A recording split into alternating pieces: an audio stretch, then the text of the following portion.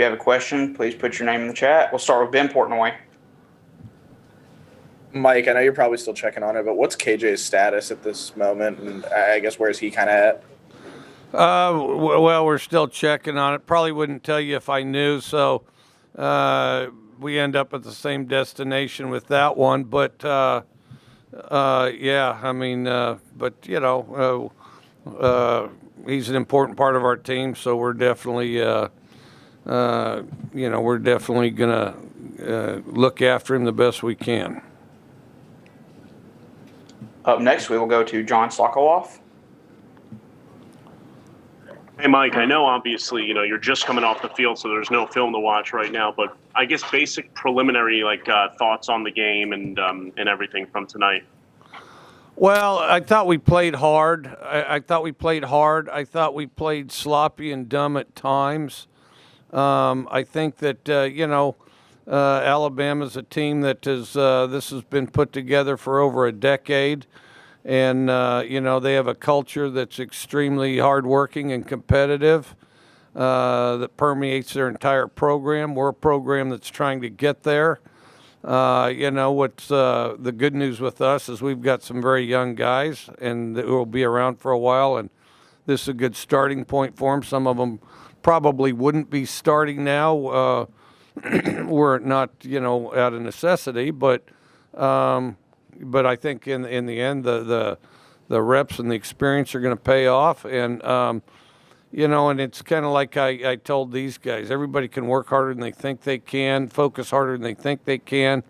Well, Alabama is, through their process, they've learned and discovered that. You know, we've got, we're just getting started here, and we need to discover some of those same things. And I was proud of the way we competed. In the future, I mean, this would not be the standard, but, you know, as far as battling, that sort of thing, I was pleased with that portion of it. But, you know, we certainly have miles to go. So. Up next, we'll go to Neil Price. Hey, Coach, your defense was on the field a lot, obviously, in that first half tonight. But Matt and I were talking about it looked like those guys really were giving you effort and competing. How'd you feel about the way that they played before they kind of got stuck out there all night? Oh, I thought they did pretty good, and really, I think overall defensively, other than some big plays and explosives, I thought they played real well. What's the toughest thing about trying to mark a guy like Devonta Smith, the wide receiver that had the big night for Bama? Well, well, there's a lot of things that impress me about him. You know, one is as a receiver, he tracks the ball really well, and not all receivers do. I mean, there's a lot of receivers that are good at catching balls if they're right at them. He's good at tracking balls. In other words, you know, kind of center fielder, you know, where the comes off the bat and the guy runs and he's standing right where the thing's going to land. He's got the ability to do that. I think he's obviously an explosive guy. Everybody knew that. But the other thing that I was impressed with is how competitive he is from one snap to the next. He's a very good example to pretty much anybody on our entire team. Thank you. Up next, we'll go to Joel Coleman. Mike, from a numbers standpoint, whether it's yardage or points or whatever, there may not be much progress seen. But are you seeing things with your eyes over the course of the last week or so, you know, tonight, things that make you think this thing's catching on, that the air raid's catching on, the guys are grasping it? I guess, are you seeing evidence of it from a coach's standpoint that things are kind of turning around? Well, I think it is. It's slow and tedious. Some of that's, you know, some of that is that it's new. Some of that is, you know, as coaches, we just need to do a better job teaching them and coaching them fast, especially, you know, without much of a camp or spring.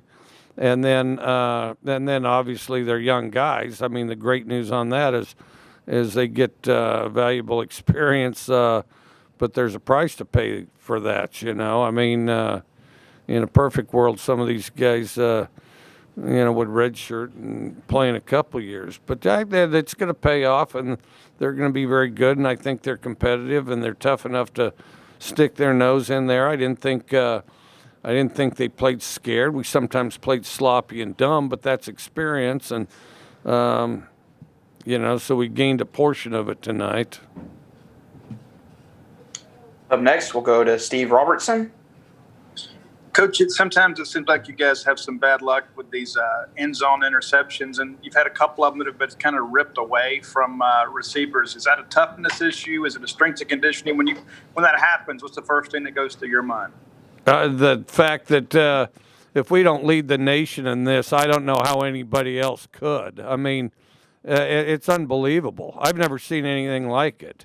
And, it's a combination of a lot of things. It's some is bad decisions to throw it. Some is a number of them are not taking care of the football at the receiver position, whether it's tipping it up or getting it torn away.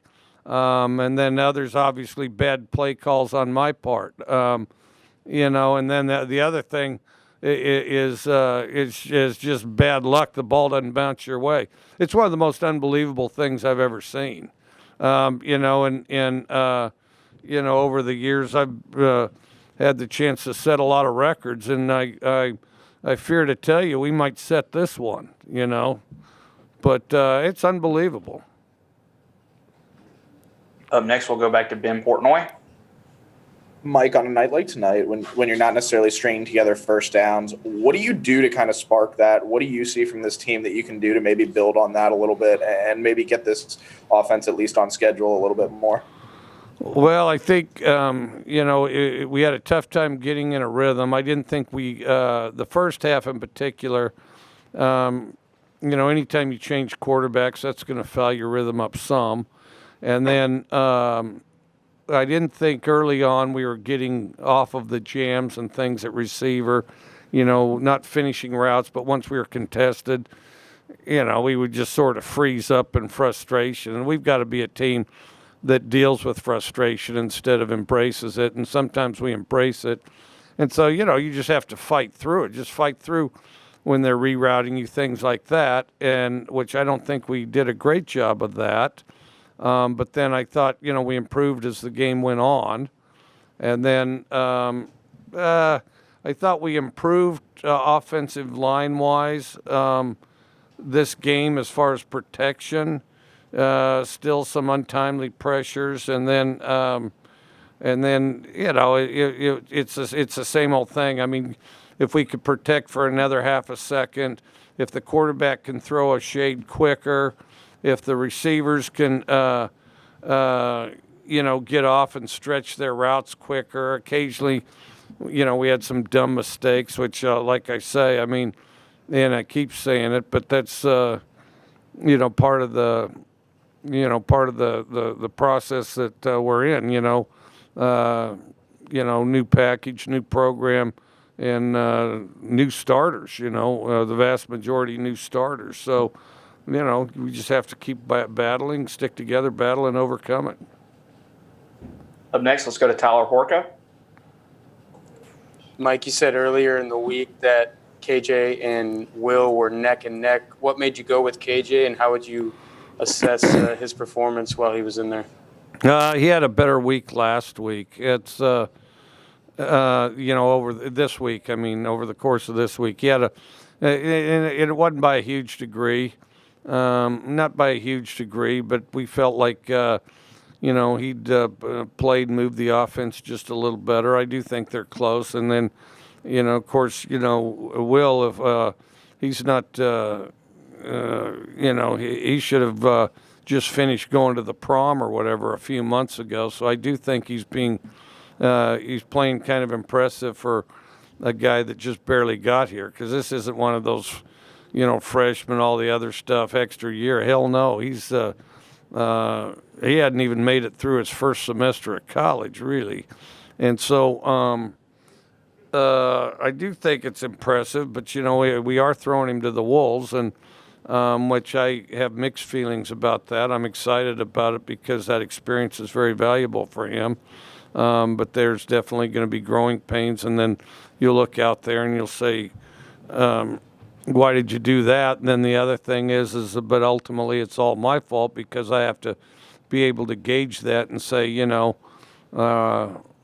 got to make sure that I'm selecting things that are very clear cut.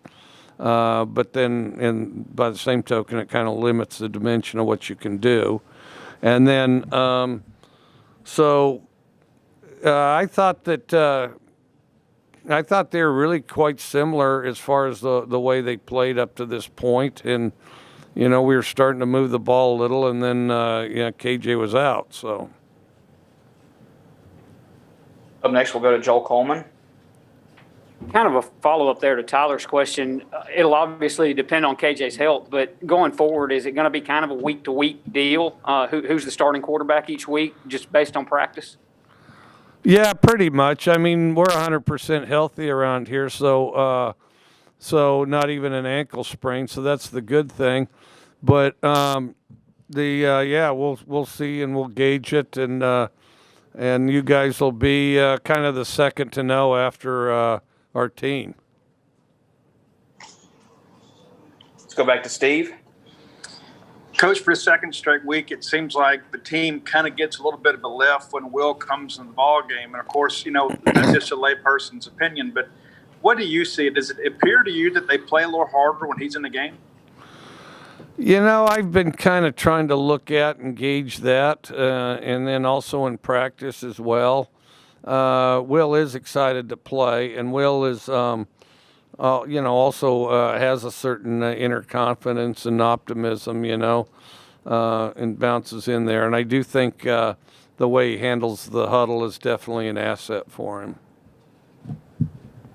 All right, that'll do it for Coach tonight. Thank you, Coach. All right, thank you.